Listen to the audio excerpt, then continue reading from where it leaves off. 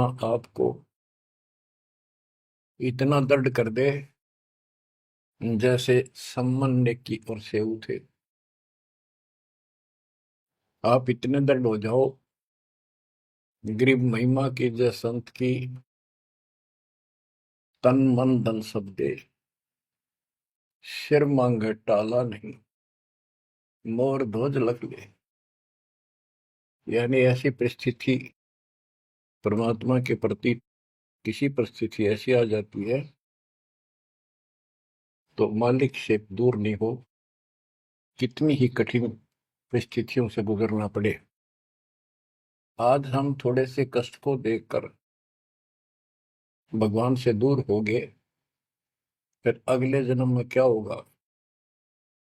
फिर पीछे तू पशुआ की जय गद्दा बैल बनाई, ये 56 भोग कहाँ मन भोरे, कहीं कुरड़ी चरने जाई।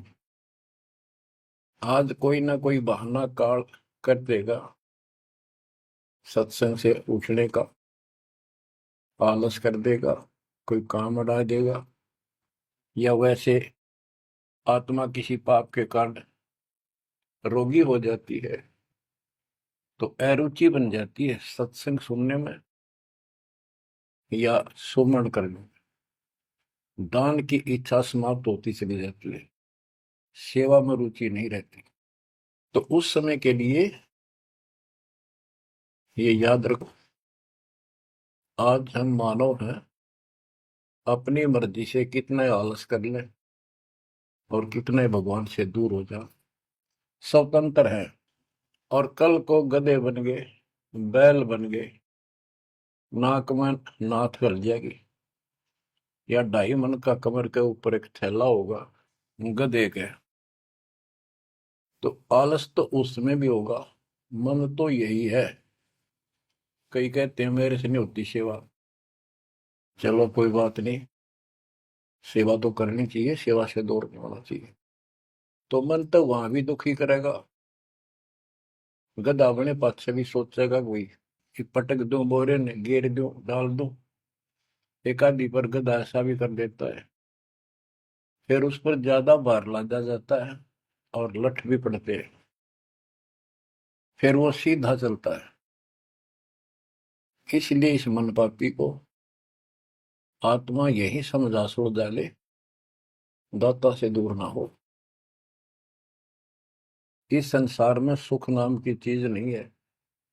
यदि सुख होगा, या जो नकली सुख भी अगर चाहिए तुम्हें यहाँ का, तो भी दाता के चरणों में मिलेगा, रहोगे तो मिलेगा।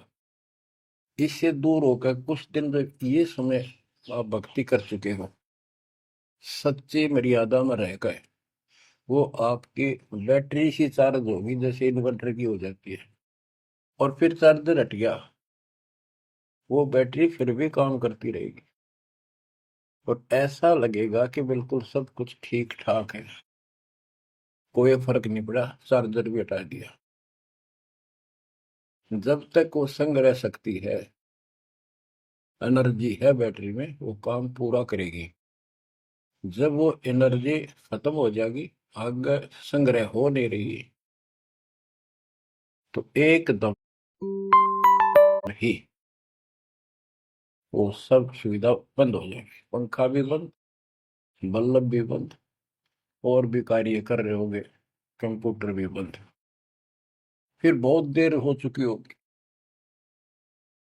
इसलिए इन सब बातों को ध्यान रखो, याद रखो। मुश्किल से दाव लगा 7.5 अरब आबादी में से आप ये थोड़ी सी आत्मा परमात्मा की शरण प्राप्त कर पाए हो। तो बच्चों, परमात्मा आपको मोक्ष दे, अपने चरणों में रखे, आपकी तरफ बढ़े, कुर्बान हो जाओ, सत्संग सुना करो ढंग से। देख परमात्मा ने कहां से कृपा कर रखी है। आँख खोल लो ना, जो फूक निकली, और कोई नहीं पूछेगा, धक्के खाते करो, तेरा कुत्ते को देखोगे।